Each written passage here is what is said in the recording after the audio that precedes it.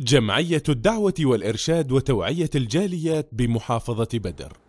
الحمد لله رب العالمين والصلاة والسلام على أشرف الأنبياء والمرسلين نبينا وحبیبنا محمد وعلى آلہ وصحبہ اجمعین اما بعد۔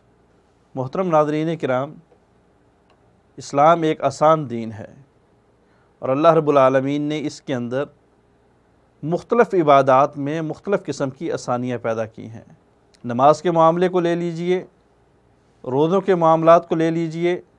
حج اور زکوٰۃ کو لے لیں، الغرض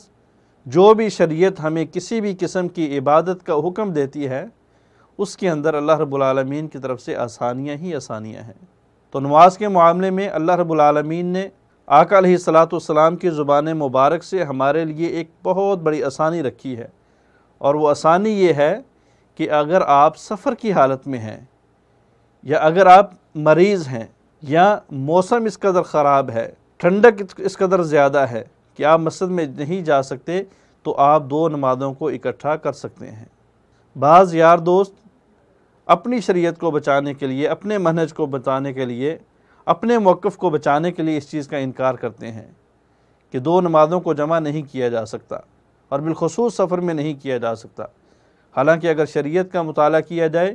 آقا علیہ الصلاۃ والسلام کے فرامین کو دیکھا جائے، آقا علیہ الصلاۃ والسلام کے عمل کو دیکھا جائے، تو یہ چیز ثابت ہوتی ہے کہ سفر کے دوران دو نمازوں کو اکٹھا کیا جا سکتا ہے۔ صحابی رسول فرماتے ہیں کہ آقا علیہ الصلاۃ والسلام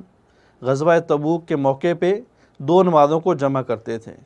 اگر تو آپ سفر اس وقت شروع کرتے کہ ظہر کا وقت ہوا چاہتا تھا، سورج ڈھل جاتا تھا، تو نبی علیہ الصلاۃ والسلام ظہر اور عصر کو اکٹھا پڑھ لیتے، پھر سفر شروع کر لیتے۔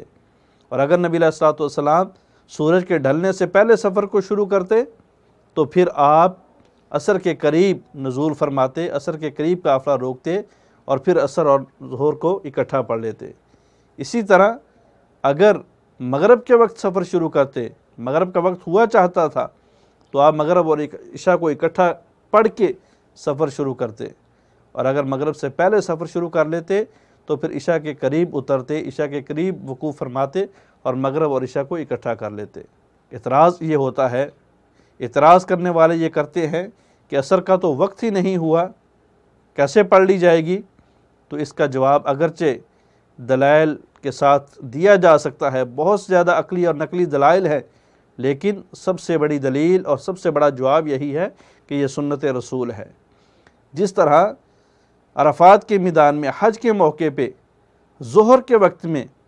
ظہر اور عصر کو اکٹھا کیا جا سکتا ہے اور کیا جاتا ہے، سب اس کے اوپر متفق ہیں اور کہا جاتا ہے کہ یہ سنت رسول ہے، اسی طرح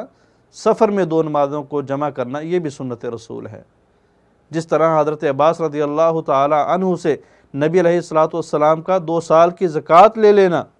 حالانکہ دوسرا سال شروع نہیں ہوا، زکوٰۃ فرض نہیں ہوئی، لیکن دوسرے سال کی بھی زکوٰۃ کو لے لینا یہ سنت رسول ہے۔ اسی طرح سفر کے دوران دو نمازوں کو اکٹھا پڑھنا یہ بھی سنت رسول ہے۔ دعا ہے کہ اللہ رب العالمین ہمیں سنتوں کے اوپر عمل کرنے کی توفیق عطا فرمائے۔